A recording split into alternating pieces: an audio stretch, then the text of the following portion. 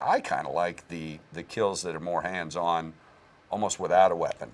You know, it just again shows the power, twisting somebody's head and till it comes off. That takes some strength. Believe me, I've tried it. It's not easy to twist somebody's head off, and the human skull is much more resilient than you think it is, and heavier. The human head is a heavy piece when you hold it in your hands. Um, As far as playing the character, since there had been 6 movies before me, I had been a fan of the movies for a long time, a horror fan in general, and I had watched all the previous movies, loving the character of Jason, never having any clue that I might have a chance to do it myself. But what I tried to do when Buechler finally convinced them that I should play the character in Part 7, I tried to not, I mean, I watched all the movies again just to see kind of like how he had moved and stuff like that in the previous ones, but I kind of went into it without any real plan. I wanted to just do what felt natural. And I've said this before, but so in scenes that involved especially the violent stuff, I would kind of just go into it and do what I felt was right, and it seemed to work out for the best. When I started seeing the footage of what I had done, I thought, oh, yeah, okay, that looked pretty real, pretty believable, and my biggest goal was to not look like I was acting. You know, it's hard to be scary without your facial expressions or your voice. I'm sure people have said that before, but it's a very difficult thing, and I just wanted to make it look like I wasn't acting. And you know, sometimes some of the stuff I do was not hard to get to. I think maybe it's because I'm kind of maybe a violent guy inside or something. To get to those violent points didn't take long. So I would just do stuff that felt natural. And from each movie, I didn't really want to change it, even though the setting might change. You know, New York, space, the evil going into other people. I kind of wanted to keep Jason constant.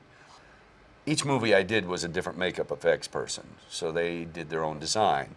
People ask me, why does the makeup change so much from movie to movie, and the hockey mask changes and everything else? You know, basically it's because it's a different makeup effects person who designs it, and they don't necessarily stay true to the previous movie all the time, especially with the ones I did. And Jason Takes Manhattan was completely different makeup, but for most of the movie, I just had a cowl, a whole headpiece, and my whole face was open. The makeup process was a lot easier in Jason Takes Manhattan. Then Jason Goes to Hell, which was K&B makeup, full latex bodysuit, full head, and now they designed the hockey mask so that it looked like it had been on him so long that the skin had grown around it.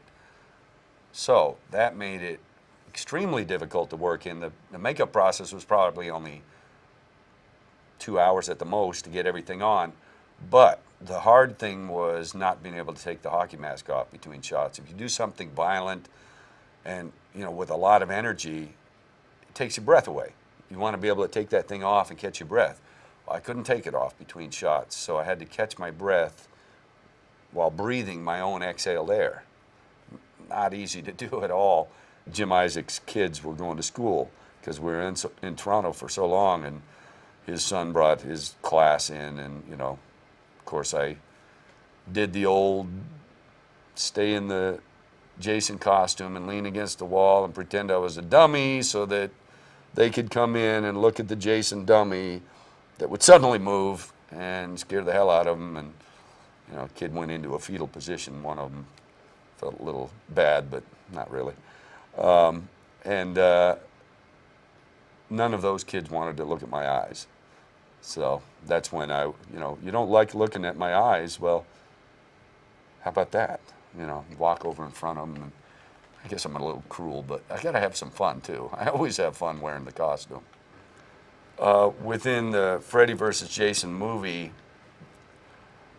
I can't really think of any scenes that I would have looked at and said I wouldn't have done it that way because, granted, I come in with some preconceived ideas about Jason that I think certain things that he would do and what he wouldn't do.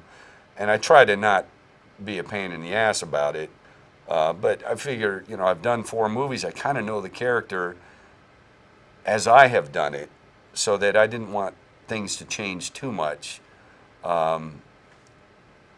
And in the Freddy vs. Jason movie, I would have preferred Jason to not look as frightened of water and things like that as he was. But again, that's a big story point that I might not have been able to avoid anyway.